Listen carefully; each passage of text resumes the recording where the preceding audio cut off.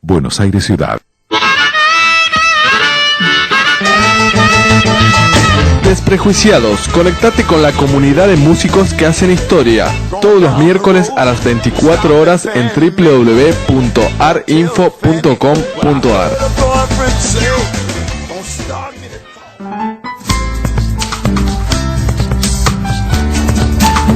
Moebius, un programa de cultura y educación. Conducción, Gerardo Curiá. Musicalización, Jorge Soldera. Comenzamos a girar en la cinta de Moebius, esa cinta del movimiento constante, algo así como el afán del hombre por construir su cultura, su identidad.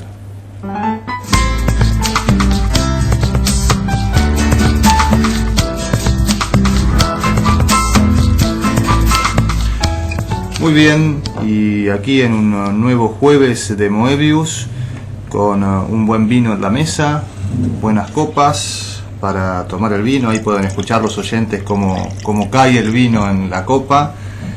Y por supuesto un buen amigo y buen poeta como invitado, Freddy Gesed. ¿Cómo estás, Freddy? ¿Cómo te va? Buenas noches, muchísimas gracias por la invitación a la poeta Lidia Rocha y a Gerardo Curiá, y muy complacido de estar con ustedes hoy. Bueno, y Freddy se me anticipó, acá esta noche me acompaña y me va a acompañar muy seguido ahora Lidia Rocha, que va a producir también el programa Moebius. ¿Cómo estás, Lidia? ¿Cómo te va? Hola, buenas noches. Bueno, y para comenzar un poquito la charla, Lidia, ¿por qué no nos presentás un poquito a Freddy? Nos contás un poquito cómo lo conocimos, su trayectoria poética. Bueno, voy a contar cómo lo conocí, ¿sí? Dale. Yo había ido al auditorio de la Facultad de Filosofía y Letras, ¿sí? Especialmente porque me dijeron que iban a leer el poeta Alberto Spumber y María Malusardi. Bueno, pasaban muchos a leer, pero no leía Alberto Spumber y tampoco llegaba María Malusardi. Llegó mucho después María Malusardi, y en ese interín vi que Inés Manzano, que es la poeta que realiza el ciclo de poesía Interiores, que a veces trae poetas de las provincias y a veces poetas de América Latina, andaba con un librito en la mano, ¿sí? Y dice, sí, es de un chico que a lo mejor voy a invitar a mi ciclo. Y mientras leía, pasaba gente y leía. Yo tomé el librito, que era La sal de la locura, de Freddy Gesed, y a medida que lo iba leyendo, más me iba entusiasmando, sin haberle visto todavía la cara a Freddy. Y va a leer, me dijo Inés, va a leer. Y yo iba leyendo unas cuantas páginas y le dije, Inés, por favor, invítalo. Luego él pasó y leyó, y bueno, me gustó mucho también la manera de leer. El libro, La sal de la locura, es muy singular. Después, finalmente Inés lo invitó a su ciclo de poesía, y ahí él se dio el gusto de leer muchos poemas de este libro, con muy buenos acompañantes. Una buena combinación entre poesía y música. ¿Esto cómo se llamaría, Freddy, esto que hicieron en Interiores? Es un performance, pero debo confesarte que lo hicimos fue por temor, porque cuando yo le acepté la invitación a Inés Manzano a su ciclo Interiores, le dije sí, sin meditarlo, y luego le pregunté con quién iba a leer, y me dice, no, tú solo. Entonces me entró un poco la preocupación, porque 30 minutos leyendo solo, y lo mío ni yo lo aguanto, dije. Entonces le propuse a dos amigos, uno que tocaba el violín y otro la guitarra, y hacían videos, o intentan hacer videoclips, y les di el texto a leer, les gustó, y la verdad, como el tema era la locura, los chicos, la verdad, de una vez fue un impacto fuerte y empezaron a hacer unos ruidos, unos sonidos con el violín, que creo que fue el que se robó el show. Y bueno, hicimos unos 3, 4 ensayos y nos salió eso. Así es. Ahí fue donde yo te conocí en realidad. Lidia me había comentado, pero yo personalmente te conocí y te escuché en Interiores, en el ciclo de Inés Manzano, en esa presentación que hiciste aquel sábado. Y bueno, me impactó tu poesía y también el espectáculo que hicieron con la música, esa combinación, ¿no? Del evento en la Facultad de Letras, el invitado especial era Osvaldo Bayer. En realidad yo no lo conocía. Sí, muchas personas me han hablado de su libro sobre la Patagonia Rebelde y me sorprendió. Tan pronto apareció Osvaldo Bayer, que el público se pusiera de pie y aplaudiera. Se sentó al lado mío, le dieron el micrófono y me sorprendió también Alberto Spumber cuando le dijo: ¿por qué no te dedicaste a la poesía? Solamente tenía un libro de poesía y creo que hay que mirarlo, hay que reeditarlo, sin lugar a dudas. Me gustó lo que leyó Osvaldo. Y Osvaldo es un intelectual muy querido en Argentina a partir de todas sus investigaciones, no solo de la Patagonia Rebelde, sino de todos los trabajos históricos que ha hecho, realmente desentrañando ciertos mitos y mentiras de la historia argentina que bueno, por lo menos a los que nos gusta la historia, siempre leer a Osvaldo Bayer es un poquito de abrir el horizonte, ¿no? Sobre ciertas cosas que están ocultas en la historia de nuestro país, como calculo que desde muchos países debe pasar, ¿no? Pero siguiendo un poquito con nuestra historia, la historia de nuestra relación, tiempo después te invitamos a Literatura Viva, que bueno, problemas familiares de por medio, estuve solo ese sábado en Literatura Viva, y vos presentaste el diario inédito del filósofo vienés Ludwig Wittgenstein, que también hiciste una performance en aquella oportunidad. Sí, fue un poco más complicada. Los chicos chocaron con este texto. Y en la invitación fueron los mismos que fueron a la Sal de la Locura. Con la Sal de la Locura los vi un poco más abiertos, divertidos, pero con el diario inédito chocamos un poco porque una de las partes habla sobre Dios y una de las preguntas fue: ¿cómo es la música de Dios? Y hablábamos de la guerra también, pero ¿cómo es la música de la guerra?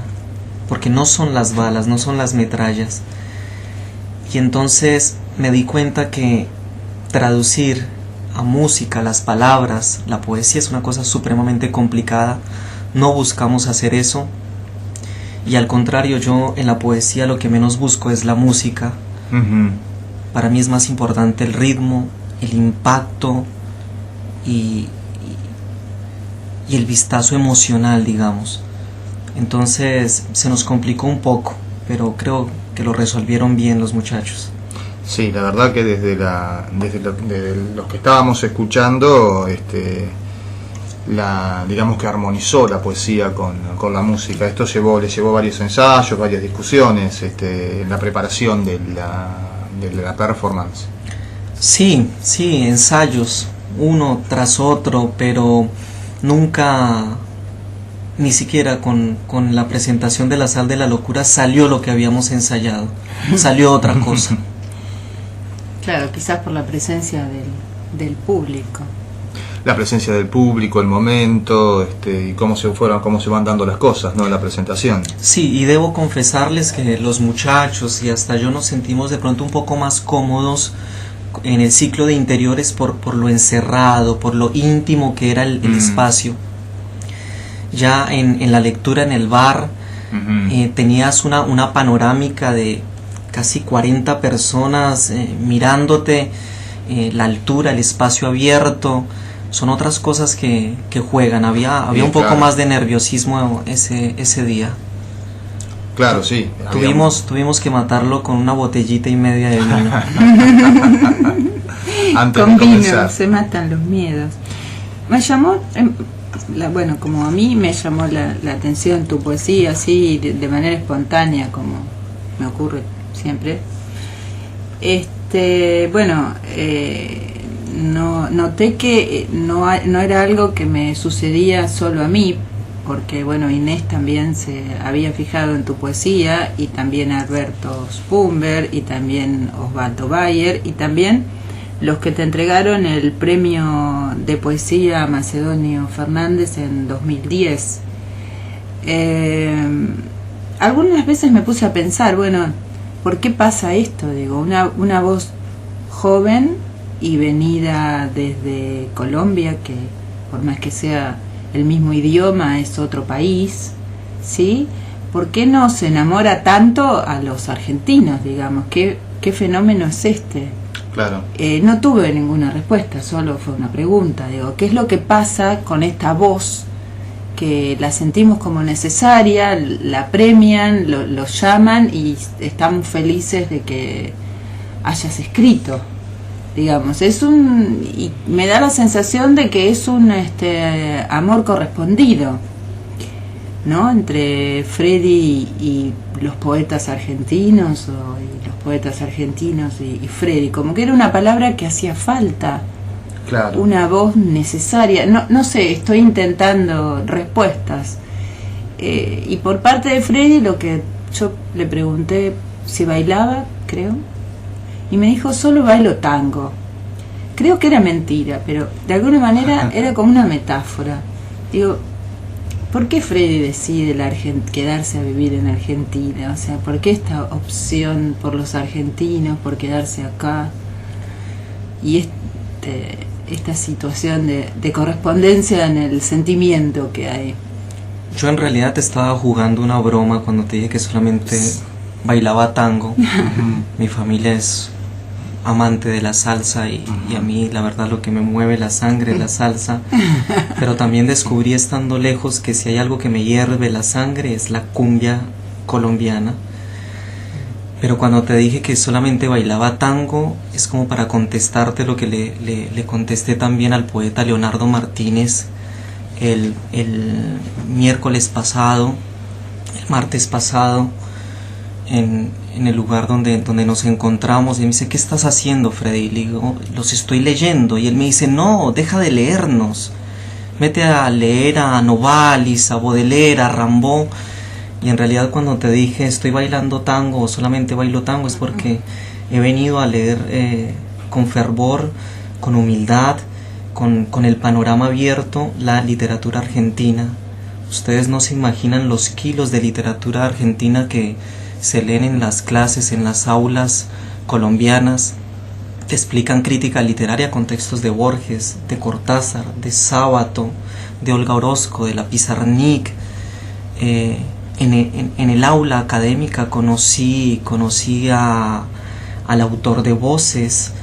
Entonces, cuando te digo solamente bailo tango es porque he venido a leerlos a ustedes. Y hay una cosa bastante curiosa con lo que me estás diciendo ahora, y es que en diciembre pasado, cuando fui a Colombia, me dijeron, pero qué bien aprendiste a escribir en Argentina. Entonces hay como una contradicción ahí. Tú me dices que vengo trayendo esto, pero en Colombia me dicen qué bueno lo que traes. Pero La sal de la locura la escribí enteramente aquí en Buenos Aires. Es un libro, nace acá, la idea nace acá, la fractura se vive acá, pero mi ópera prima es el diario inédito del filósofo vienés Ludwig Wittgenstein. Es mi primer libro. Que vino con vos desde Colombia. Vino desde Colombia, y tal vez por la confianza que me inspira Gerardo y Lidia, que más allá de la lectura recíproca como poetas, es esa bella compañía, esa voz que ustedes me transmiten. Pero debo hacer una confesión, y es, yo salí de Colombia un poco solo, un poco con una ira extraña por el mismo ambiente en Colombia.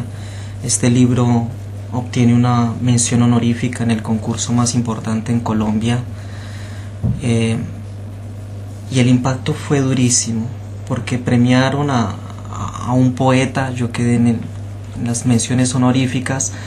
Cuando yo hubiese premiado lindamente a la persona que ocupó el tercer puesto, la otra mención honorífica, que es el poeta Álvaro Miranda, cuyo erotismo de la voz, ese río contenido, esa invención de palabras me cautivó bastante. Pero meterme allí entre dos personas ya de un recorrido literario de 30 años, 40 años casi, para mí fue un impacto. Pero también me impactó en el sentido de que empezó la gente a pedirme el diario inédito del filósofo vienés. Yo al principio empecé a repartir las impresiones que hacía, pero luego empecé a darme cuenta que estaban leyendo el libro, comparándolo con el ganador, comparándolo con otras cosas, y sin lugar a dudas la mano de la ministra de Cultura, el diploma que te entregan, pero creo que más allá sentí la necesidad de que necesitaba mostrarlo.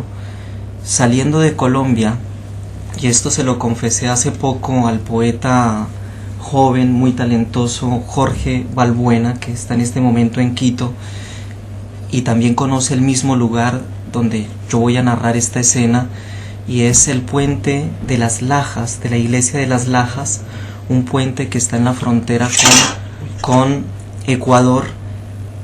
Y en algún momento pensé tomar el pendrive donde yo tenía la información y lanzar el diario inédito al río. Quería irme de una u otra forma desnudo del país, quería empezar de nuevo, pero no pude. Hay cosas que quizás lanzando la información o el libro allí era como lanzarme a mí mismo, y no pude, no tuve el valor. El libro viajó conmigo durante 6 meses por toda Sudamérica, y bueno, de una u otra forma aquí se dio el espacio, pero es mi primer libro. Creo que es donde he sido más sincero, más verdadero, mi primer yo, creo decirlo así. Me gustaría, para cerrar el bloque, Freddy, que a partir de todo lo que nos estás contando, nos leas algún poema, porque bueno, sería importante que nuestros oyentes te pudieran escuchar. Lidia, escoge. No, prefiero que empieces por el principio, o sea, por el diario inédito. Y quería dejar, mientras, una pregunta flotando, si el lenguaje de las flores existe, si es un invento de internet o si es un pecado de juventud. Pero me lo contestas después. El próximo. 6.3. A veces me cuesta trabajo decírmelo, pero mi vida ha sido una larga temporada en el invierno. 6.31. Qué extraña sensación. Miré hacia atrás y me vi a mí mismo, pero sin nombre. 6.32. No es tanto para dónde vamos, sino dónde no estamos. 3.32.1. Alguna señal invisible en el gris de este cielo gris me avisa en su boca sin palabras que mi cuerpo siempre ha estado preñado y mi alma desembarazada. Espero pacientemente otra señal, la visita de mi amigo Johannes Brahms quizá, pero que me diga o mienta con su dolorosa música lo contrario o la verdad. 3.32.11. La memoria, como una caldera de palabras, miradas, exámenes de cálculo, disparos y números, como una fórmula hacia la muerte. 6.33. Nuestra memoria es fotográfica y el ojo de Dios es una cámara. Por ello, todo aquel que escriba o diga algo acerca de la fotografía es un Dios pobre. La memoria es la llama de los dioses y de los hombres la esperanza. 6.33.1. Fue en París, antes de la guerra. Era sudamericano y tenía los huesos en otra alma. Me preguntó en francés cómo me llamaba. Respondí. Dijo pausadamente que era un nombre profundo. Pregunté por el suyo. Respondió. Le dije que era un nombre amargo. Sonreímos en medio de la lluvia.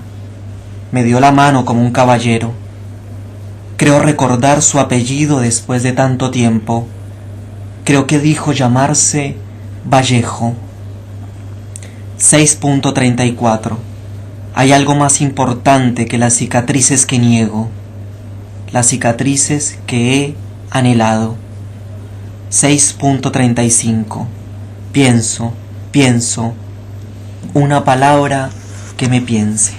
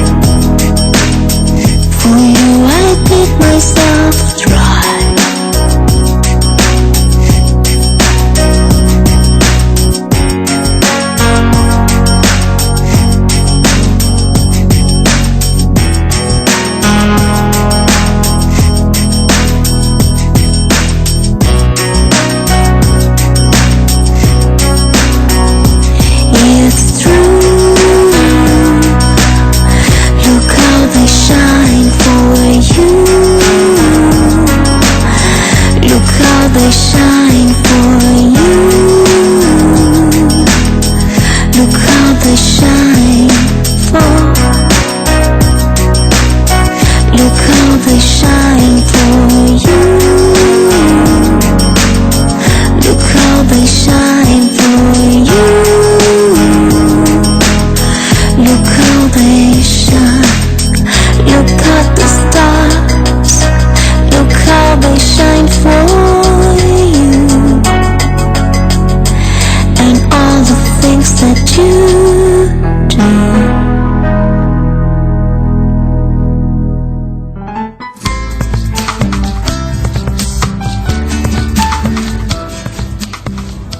bien, continuamos aquí entonces en, iba a decir literatura viva, y en realidad estamos en nuestro programa de radio Moebius.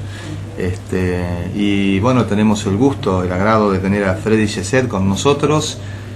Y había quedado en el aire una pregunta que te voy a pedir que la repitas, una pregunta del bloque anterior. Sí, porque Freddy se refirió a dos de sus libros, La sal de la locura y El diario inédito del filósofo Ludwig Wittgenstein.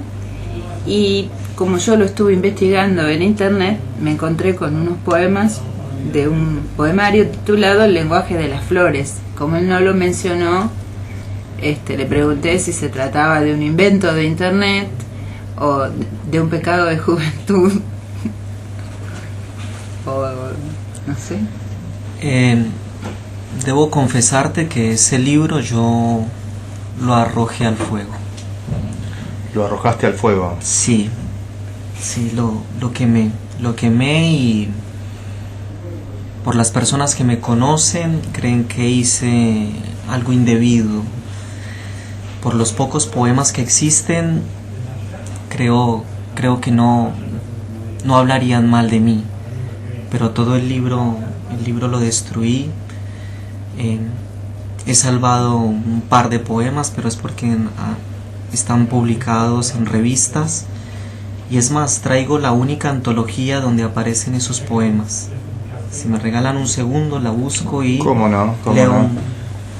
Este es un momento muy común en los cafés literarios y en los programas de poesía, en donde el poeta busca el poema. Es un problema con los medios electrónicos, que lo que uno publica alguna vez queda dando vueltas en la red y no hay forma de bajarlo. A veces claro, hay poemas de los que uno se arrepiente o no quisiera que estén publicados, pero ya están ahí y no hay manera de cambiar eso.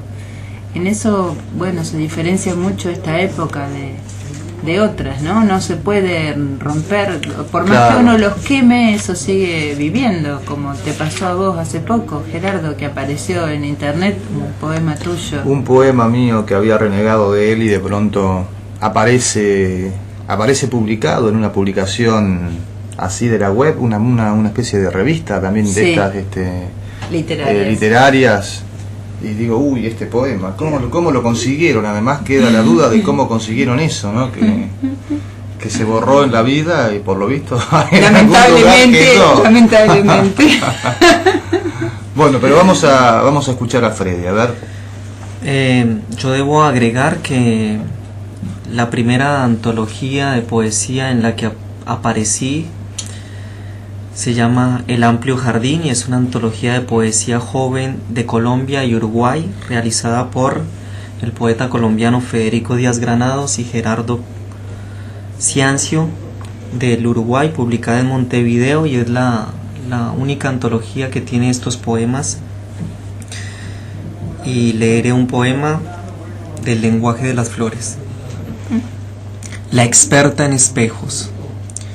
Esta mujer está entre la luz que toca la piel y mi última carne. Es una mujer del tacto, de esas que curan con la saliva, que son iniciadas muchas veces, que son expertas en espejos, que duermen con todos y sueñan con uno.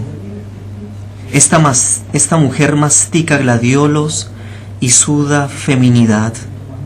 Todas sus lenguas y sus dedos son del mundo, sus párpados, hojas de aire, tal vez míos.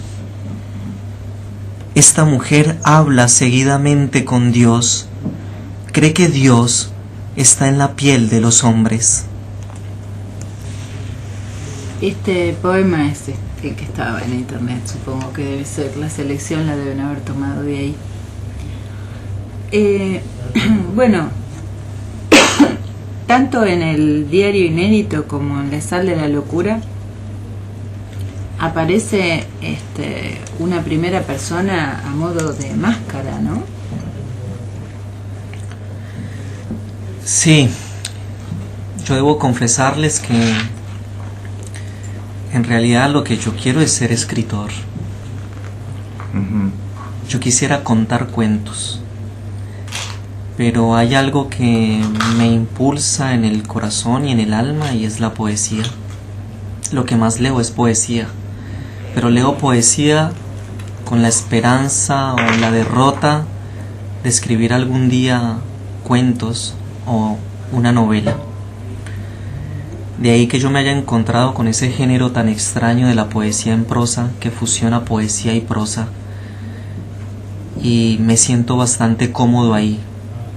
Es un intento por escribir algo más extenso, por escribir una historia, pero sin abandonar el tinte poético o el impacto que tiene nada más la palabra poética. Entonces, en La Sal de la Locura hay una máscara, sin lugar a dudas. Esa máscara se llama Ariel Müller, y Ariel Müller, como en la forma de Pessoa, tiene una vida. Ariel Müller nació en Avellaneda, en la provincia de Buenos Aires, en 1979. Es nieto de alemanes exiliados durante la Segunda Guerra Mundial y radicados en Misiones. El padre de Ariel Müller es desaparecido de la última dictadura militar.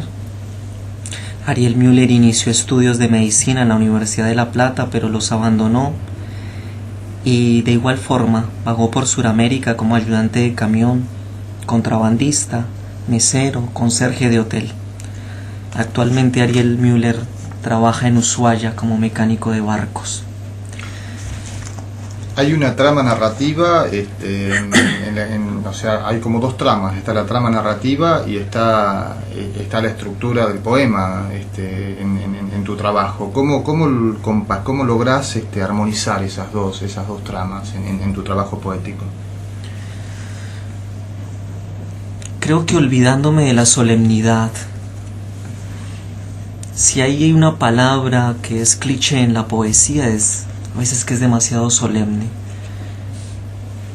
Cuando Baudelaire, en los pequeños poemas en prosa o en el Spleen de París que llaman, dice: yo quiero hacer lo mismo que hizo a Lucius Bertrand, utilizar una prosa flexible que pueda ayudarme a retratar el alma de esta gente, del París de esa época. Yo intento lo mismo, escribir poéticamente, pero que me ayude a retratar el alma, desnudar el alma de la gente. En este trabajo tuyo de la poesía en prosa, veo que también has hecho un trabajo de investigación sobre este género, que lo tenemos acá en este momento sobre la mesa, en tu maestría en Colombia. Digamos, este interés tuyo por la poesía en prosa tiene que ver también con tu escritura, también te permite reflexionar sobre tu escritura. ¿Cómo es esta relación? Sí, sin lugar a dudas. Fue en la carrera séptima, que es como si fuera la avenida Corrientes aquí en Buenos Aires, donde en una mesa, en una librería me acerqué, y en la parte de promociones estaba la revista Quimera de España, donde había un número especializado en poesía en prosa de España. Abrí la revista, empecé a hojearla, y era algo así como a Lucius Bertrand y la poesía en prosa, Edgar Allan Poe, la poesía en prosa, antologías españolas, autores que hablaban de la poesía en prosa, el famoso poeta venezolano, que es todo autor de poesía en prosa, ahora se me escapa el nombre. Y de repente vi el nombre de Baudelaire y de los pequeños poemas en prosa, un libro que debo confesarte que para mí se acercó más a mi sensibilidad que Las Flores del Mal. Hay críticos que consideran a los pequeños poemas en prosa como una obra un poco más cumbre que las mismas Flores del Mal. Compré la revista y empecé a investigar, a buscar los lugares donde se hablaba de poesía en prosa colombiana. Una fue la Casa de Poesía Silva, otra la Biblioteca Luis Ángel Arango, y empecé a darme cuenta que no había información. Entonces el primer acercamiento mío a la poesía en prosa fue desde el nivel investigativo. Y debo confesarte que me costó trabajo escribir un poema en prosa. tanto que tuve que titularlo en ese libro que quemé, en el lenguaje de las flores, un poema. Yo lo titulé Poema en prosa, porque quería escribir un poema en prosa, pero se me complicaba mucho. Esta cosa de estar siempre tan amaniatado, tan amordazado con el verso libre, o siempre buscando la musicalidad, es difícil soltarte de eso. Entonces me costó mucho trabajo, nunca pude llegar a escribir durante la investigación de párrafos de aire, que es una metáfora, es como yo quiero llamar el poema en prosa. Me costó mucho trabajo llegar a un trabajo como La sal de la locura. Cuando lo hice creo que me sentí bastante feliz, bastante vaciado de mí mismo por lograrlo. Hay muchísimas metáforas para la poesía en prosa. Es famosa de pronto la de el maestro Juan Ramón Jiménez, que le llama poema seguido, o la de José Asunción Silva, que la descubrí hace poco en un poema y lo llama raras estrofas. Entonces empezó desde la parte teórica, pero cuando hice La sal de la locura fue una liberación completa. Tuve que liberarme del aparato crítico para hacer poesía en prosa. Te propongo, Freddy, que escuchemos algo de La sal de la locura para que los oyentes vayan entrando en este clima, ¿no? Y en el personaje de Ariel Müller, conociéndolo con su propia voz, como la voz de un personaje de novela, quizás. Claro. Cuando llegué a Buenos Aires me dijeron: el año pasado nevó, estamos esperando la nieve. Y si hay algo extraño de pronto para el colombiano es conocer la nieve, ¿no? Tenemos nieves perpetuas que no son explotadas turísticamente, pues por los mismos problemas sociopolíticos que tenemos. Yo no había conocido la nieve y llegué en un invierno a Buenos Aires, y en La sal de la locura yo hice nevar en Buenos Aires. Entonces Ariel Müller, desde el Hospital Borda de Buenos Aires, que es desde donde escribe este libro, ve nevar sobre Buenos Aires. Ha nevado sobre la ciudad repentinamente. Los coágulos de nieve se han colado por las tejas rotas y han calado en el corazón de cada interno. Todos han salido con una calma ancestral a ver esa magia de la luz petrificada. En sus rostros se trazó una sonrisa que recordó la comida fresca, el agua limpia, el aire puro. Como tocados por una voz celestial, iban saliendo de sus habitaciones arrastrando la suela de los zapatos. Pronto atestaron los pasillos como detrás de un perfume e invadieron el patio mirando al cielo con la boca abierta. Extendían los brazos como dejando posar libélulas blancas en sus huesos. Jugaban a atrapar el algodón con la boca. Todo lo malo, si lo hubo, allí murió. Un copo se enredaba en el cabello de los ancianos, otro se deslizaba por el pecho de las mujeres, uno más huía como un ratoncillo entre los pies. Esa caricia suave, esa herida tierna, esa música más bella que el silencio,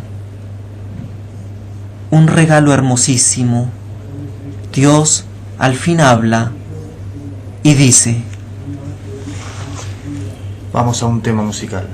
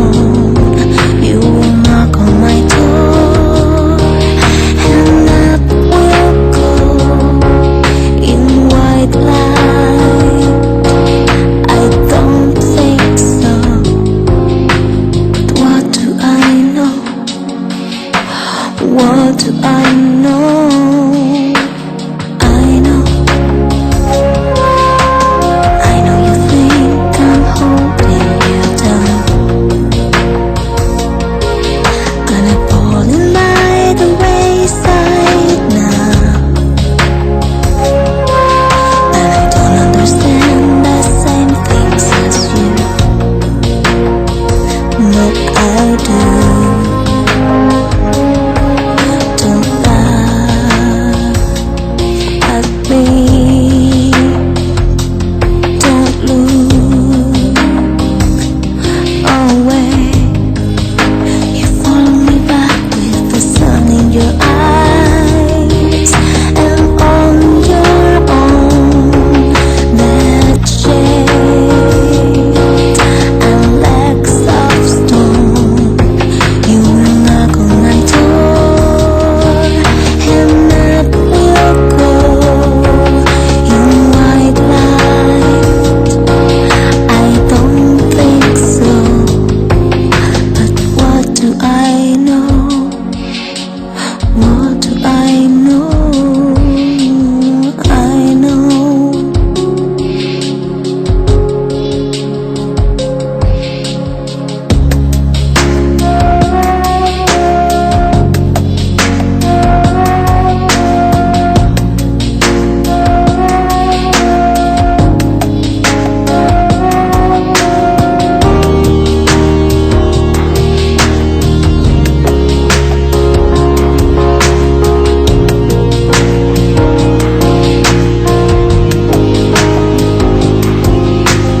What do I know? What do I know?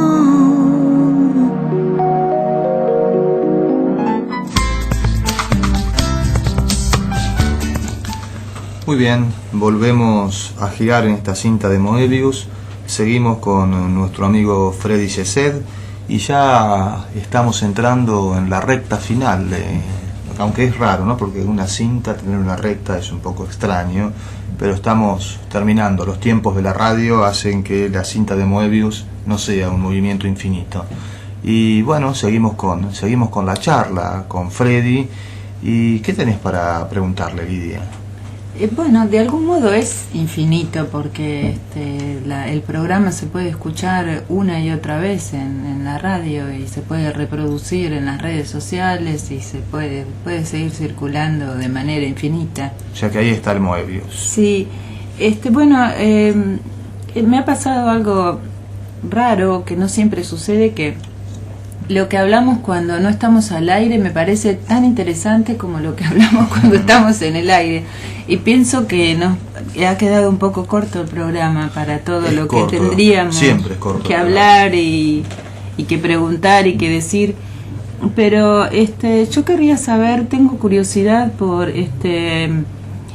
por los personajes, tanto por Ariel Müller, con su, digamos, relación tan especial con la doctora Dal Sotto, que es la que finalmente selecciona y publica salva su obra, grabando lo que este hombre le decía en su delirio o en sus conversaciones, como por el filósofo Wittgenstein, que yo lo conocía como uno de los padres del positivismo, de la filosofía analítica. Y aquí aparece con otro perfil. Bueno, me quedé sin voz. Te quedaste sin voz. Bueno, entonces contanos un poquito sobre los personajes, hacernos un poquito el perfil de los personajes. Bueno, debo confesarles que yo siempre, en cuanto a la poesía, la que está más cerca a mí es la poesía que habla del yo. Hace poco estaba leyendo el libro El desasosiego de Pessoa y decía: yo no escribo en portugués, yo escribo en mí mismo. Y francamente me sentí desnudo en medio de la noche frente a esa línea.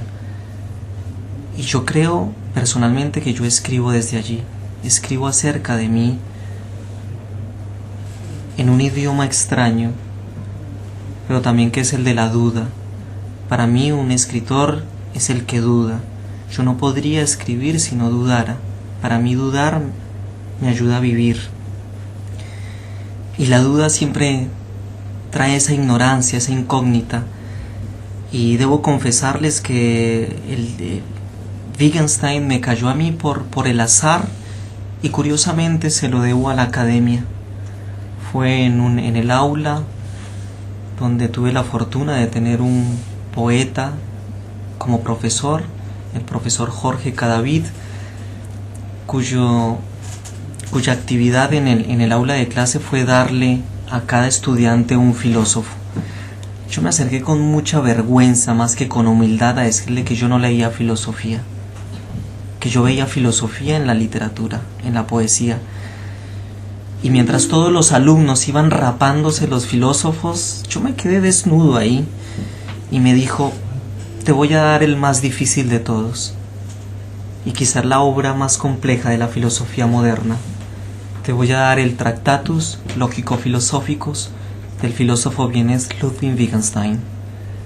Nada más el título del libro asustaba, el nombre del filósofo asustaba. Cuando empecé a leer el Tractatus del verdadero Wittgenstein, la verdad no lo entendí. Tuve que remitirme a críticos que lo explicaban y en realidad no me lo daban en esencia. Pero poco a poco me fui internando en la obra de Wittgenstein, en sus investigaciones filosóficas, pero también en su biografía, una biografía que debo confesarles no la he terminado de leer, porque me robó. No se imaginan la felicidad, la emoción, el éxtasis, creo que es la palabra justa, el éxtasis de la tarde en que yo dije: escribir sobre mí con la voz de Wittgenstein. Esa tarde tenía clase en la universidad. No fui, de la emoción, pero tenía la idea, mas no tenía la poesía. Entonces siempre sentí la necesidad de ocultarme en otros. No creía o no se me hacía verosímil, que es algo que utiliza el novelista y el cuentista sobre todo, que busca la verosimilitud. Yo quería que la poesía fuera verosímil, y la única forma de escribir poesía con esa intención es la poesía que tú la puedas creer y sentir verdaderamente. Yo no concibo la poesía sin dolor. Me interesan otras poéticas, pero si no hay dolor, me interesa como objeto poético. Claro. Pero me aleja. De ahí que yo esté tan enamorado y tan casado con la poesía de los románticos. Y lo que me cuesta es pensar cómo llegaste desde esa poesía del yo a resonar en consonancia con un argentino, hijo de un desaparecido que murió en los vuelos de la muerte. Y si ya tenías idea de la existencia de esos vuelos de la muerte y de esos Arieles Müller que quedaron de esos padres tirados al mar, o si fue algo de lo que te enteraste en Argentina, digamos, ¿cómo fue tu contacto, tu primer contacto con Ariel Müller?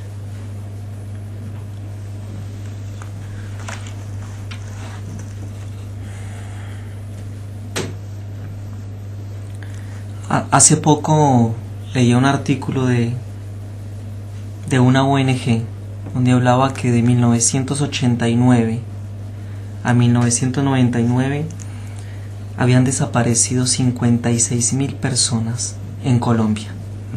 Yo hacía el cálculo. Si este es el número al 99, ¿cuál será al 2009? Claro. El conflicto armado en Colombia, créanme, y lo dicen otras personas, ha llegado a más de 90.000 desaparecidos. Aquí están luchando, están reclamando por 30.000. Mi pregunta fue: ¿quién lucha? ¿Quién reclama? ¿Quién pide justicia por los 90.000 desaparecidos en Colombia? La cifra ni siquiera se sabe. Una forma de estar comprometido con la historia no solamente de Argentina, sino de toda América Latina, es pedir por esos desaparecidos. Yo la situación la conocía desde la literatura, de lo que estudias tú en la universidad, no solamente en Argentina, pero lo toqué en carne viva cuando empecé a viajar por Sudamérica y empecé a enterarme que habían colgado a un dictador o a un presidente de un farol en La Paz, Bolivia. de enterarme de las dictaduras en Brasil, de Stroessner en Paraguay, de Pinochet en Chile, de visitar el cementerio general de Santiago de Chile y estar frente a la tumba de Víctor Jara, donde hay un árbol hermosísimo, y decir, mierda, ¿qué pasó? ¿Quién pregunta por esta historia? Cuando llego a Argentina, que era el lugar donde más conocía el epicentro, me voy para Uruguay. Voy buscando asilo político en Uruguay.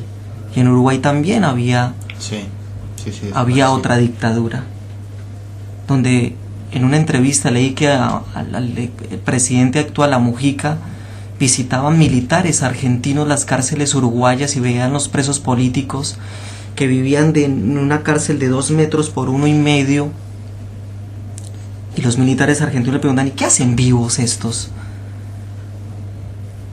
Entonces, viajar desde Colombia hasta Argentina es también desnudarme y ser un poco más sincero con la historia de Latinoamérica. Es decir, quitarme de los ojos esa palabra extraña de la utopía de la Unión Latinoamericana.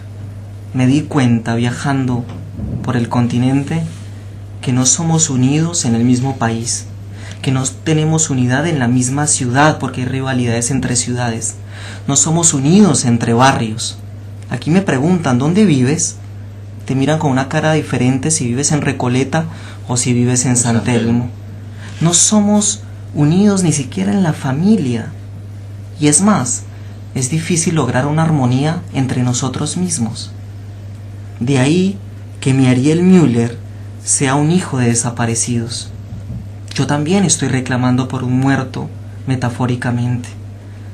Hasta hace poco yo pensaba que Colombia o la poesía colombiana no reclamaba sus desaparecidos o no ponía textualmente la violencia. Me he encontrado con libros como Colombia en la poesía colombiana, un libro de unas 500 páginas donde hace una recopilación bellísima la editora Luz Eugenia Sierra de los poemas que hablan de cierto conflicto o malestar de la sociedad colombiana, pero en la poesía. Me di cuenta, sí lo estamos diciendo. También el poeta Juan Manuel Roca, con El país en desasosiego, hace una antología de los poetas que escriben acerca de la violencia en Colombia. Y de igual forma el poeta Robinson Quintero Sosa, en un libro publicado que se titula El país imaginado, donde le pregunta a 37 poetas cuál es su país imaginado según las cláusulas de Auden, citando un poema de cada poeta. Me di cuenta, desde la lírica también estamos incómodos con la violencia. Mi forma de estar comprometido no solamente con Colombia, sino a través de la voz de un Ariel Müller, de alguien que nació en Avellaneda, en Argentina, es pedir por todos los desaparecidos. Y la locura, la sal de la locura, yo la interpretaba como un malestar de la violencia de Estado. Bueno, Freddy, estamos llegando ya al final, pero quiero que cerremos el programa con un poema. Así que te voy a pedir que leas un poema para cerrar el programa. Y desde ya, por supuesto, muchísimas gracias Lidia, muchísimas gracias por supuesto Freddy por compartir tu poesía. Gracias a todos y buenas noches.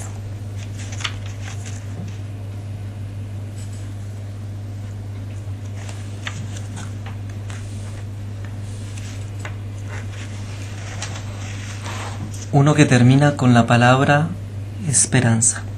Dale.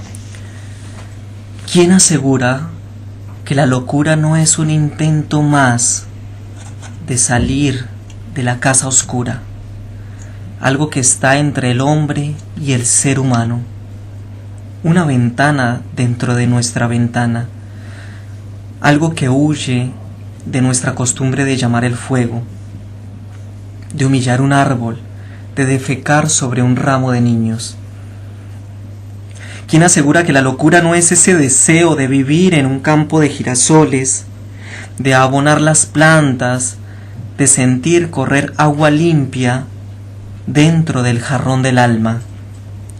¿Quién negaría que la locura no es esa catástrofe tectónica del rozarse de dos células como dos rosas, a las cuales les lleva tiempo acostumbrarse al olor del otoño, que deben dar el atlántico salto de una millonésima de milímetro más, que tienen en su sangre toda la responsabilidad de salvarnos, y aún más, que no desean salvarse si no nos salvamos todos? ¿Acaso no se han dado cuenta? Los dioses no existen, pero estamos juntos. Somos Dios, la noche, la esperanza. Muchísimas gracias, Freddy, y hasta el próximo jueves. Muy bueno, ¿eh?